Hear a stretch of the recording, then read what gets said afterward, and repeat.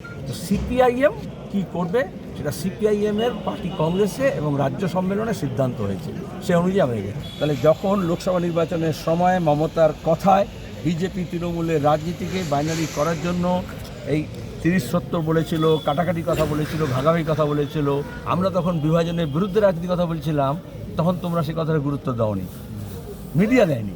রাতারাতি মোদি থেকে আর মিডিয়া সবাই মিলে হয়েছে আরম্ভ করলো, হুমায়ুন কবিরকে রাজ্যের দেশের নেতা বানিয়ে দিল, দেশ কা নেতা কেসা হুমায়ুন কবির কাছে, কারণ তখন অধীর চৌধুরীকে এবং মোহাম্মদ সেলিমকে হারানো দরকার আছে। তো রাজনীতি স্পষ্ট। তাহলে আজকে দাঁড়িয়ে যখন ওটা বলছে না, তখন তোমাদের পুরনো কথা মনে পড়েছে। ওটা ভালো, সাংবাদিকরা মনে রাখা উচিত। কিন্তু এখন দাঁড়িয়ে আচ্ছা, তখন যখন এই কথাটা বলছিল তখন সে মমতার কোলে ছিল, যে তৃণমূল কংগ্রেস হুমায়ুন কবিরকে এমএলএ করলো, মন্ত্রী করলো, যে হুমায়ুন কবির বিজেপিতে গিয়ে লোকসভার ক্যান্ডিডেট হলো, সেই আবার রাতারাতি আবার যখন ফিরে এলো আবার তৃণমূল কংগ্রেস তাকে এমএলএ করে দিল। সেসব নিয়ে কোনো সমস্যা নেই। আর কে কাকে চোখ মেরেছে সেই নিয়ে তোমাদের চোখে বালি হচ্ছে। তবে এটা ঠিক, অধীর চৌধুরী যখন সভাপতি ছিলেন তখন বামপন্থীদের সঙ্গে আসন সমঝোতা হয়েছিল। এখন যিনি সভাপতি হয়েছেন শুভঙ্কর বাবু, তার তৃণমূলের প্রতি একটু বেশি দরদ আছে বলে মনে হয়, বা তিনি নিজে সিদ্ধান্ত নিতে পারেন না, এআইসিসি কী করবে তার জন্য অপেক্ষা করছেন। তো সিপিআইএম বা বামফ্রন্ট দীর্ঘদিন অপেক্ষা করে থাকতে পারে না। আমরা বলছি বামপন্থীদের মধ্যে আসন সমঝোতা হচ্ছে, তারপর আমরা এখন লড়াইয়ের ময়দানে নেমে গেছি। এই আজকে পান্ডুয়াতে কর্মী সভা করছি, বুথ কনভেনারদের মিটিং করছি। আমরা কারোর জন্য অপেক্ষা করে থাকবো না, বসে থাকবো? কংগ্রেসকে ঠিক করতে হবে সে বিজেপির সঙ্গে যাবে না তৃণমূলের সঙ্গে যাবে না বামেদের সঙ্গে যাবে। তো বাংলার মানুষ চাইছে বিজেপি তৃণমূলের বিরুদ্ধে সবাই একসঙ্গে হোক। সেটা শুভঙ্করবাবু যদি না চান আর অধীরবাবু যদি চান, সেটা তাদের দলের সমস্যা। সেটা কি কংগ্রেসকে ছাড়াই হবে? আমি তো তাই বলেছি, কংগ্রেস দলকে সিদ্ধান্ত নিতে হবে।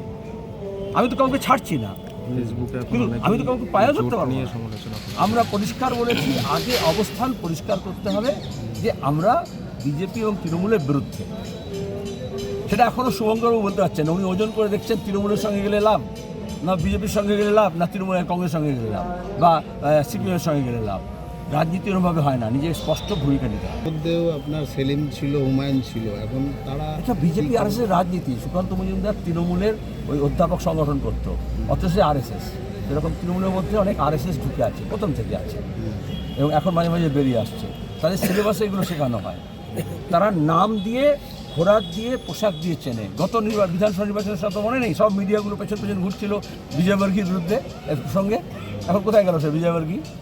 সে বিজয়বর্গী বলেছিল মিস্ত্রিরা দেখলাম চিড়ে ভিজিয়ে খাচ্ছে, তার মানে ওরা বাংলাদেশি। তো সুকান্ত মজুমদারের তো বাপ ঠাকুরদার শিখে এসছে, মানে রাজনীতিতে। তারা পোশাক দেখে, খোরাক দেখে, চেহারা দেখে। এই যে ত্রিপুরার ওই যে আদিবাসী ছেলেটাকে উত্তরাখণ্ডে পিটিয়ে মারলো আরএসএসরা, কেন মারলো? বললো চোখটা হাঁটানো আছে, সুতরাং চিনে। সুতরাং ওদের দলে কথাবার্তা শুনো না, ওরা পোশাক দেখে, খোরাক দেখে, চেহারা দেখে, ওরা হচ্ছে তোমার গিয়ে ধর্ম দেখে ওরা পেটাপেটি করে। আমরা তা করি না, আমরা সব ভারতবাসীকে ভারতবাসী মনে করি। একটা দেখা গিয়েছিল আপনাদের শরিকদের মধ্যেই ফরওয়ার্ড ব্লক চাইছিল না, বা কংগ্রেসের আপত্তি ছিল। এবারে কি আইএসএফ বা এই হুমায়ুনের কথা বলছেন, আপনারা সবাইকে নিয়ে কি চলা সম্ভব হবে? এখন হুমায়ুনের কথা আমি বলিনি, তুমি বলছো। আমার জোর করে আমার মুখের মধ্যে ঢুকিয়ে দিও না। আর বামফ্রন্টের মধ্যে আলোচনা করেই সিপিআইএম সিদ্ধান্ত নেয়, এবং বাম শরিকরা মাঝে মধ্যে, বিশেষত ফরওয়ার্ড ব্লক বা আরএসপি মাঝে মাঝে একটু বেসুরে কথা বলে।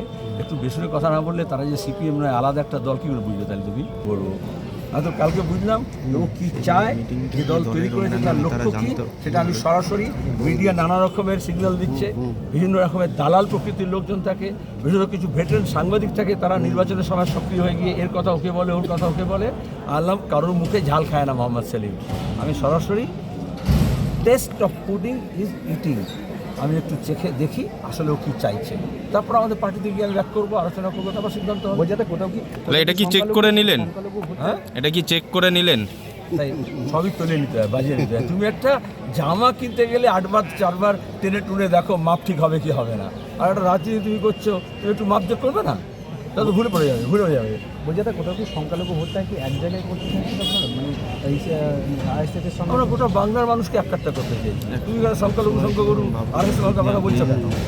মানুষকে আগে মানুষের মনে করো। এই ইসিআই মানুষকে মানুষ মনে করছে না বলে, ভোটারকে ভোটার মনে করছে না বলে নাগরিকতার প্রশ্নে নোটিশ দিচ্ছে, হয়রানি করছে।